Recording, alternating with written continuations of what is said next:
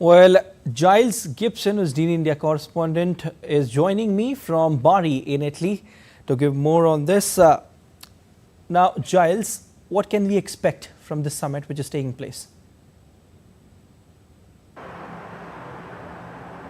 Well, the G7 summit that's been taking place here in southern Italy is now wrapping up. We're expecting a final press conference in the next hour and a half or so with the Italian president, or the Italian Prime Minister, excuse me, Giorgia Meloni, who's been hosting G7 leaders, and many of them, including the US President Joe Biden, have already flown back home.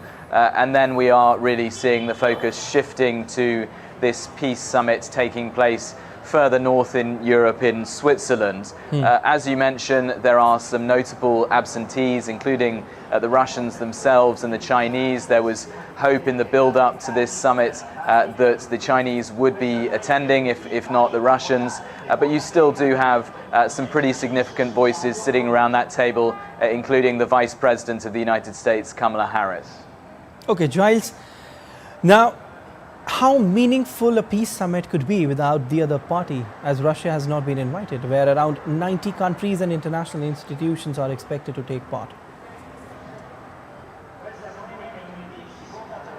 Well, really the aim of this summit is to try to get more countries on board with Ukrainian President Volodymyr Zelensky's 10-point peace plan, which includes some items including the complete withdrawal of Russian troops from occupied areas of Ukraine, not just the areas that they've occupied in the last couple of years, but also those initial areas that they moved into in around about 2014. Volodymyr Zelensky has also for some time been calling for a special tribunal to be set up to investigate alleged war crimes by Russian troops inside Ukrainian territory. And then, as you mentioned, we have on the flip side the proposals from Vladimir Putin, the Russian president, on the eve of this peace summit, what he wants to see if there's going to be a ceasefire, saying that he wants to see all Ukrainian troops withdrawing from some of those occupied areas, such as the region of Kherson, and he's also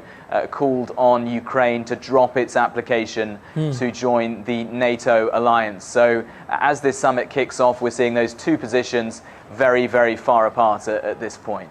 Okay, Giles, White House has issued a statement wherein US Vice President Kamala Harris announces over $1.5 billion to bolster Ukraine's energy sector. What does this indicate?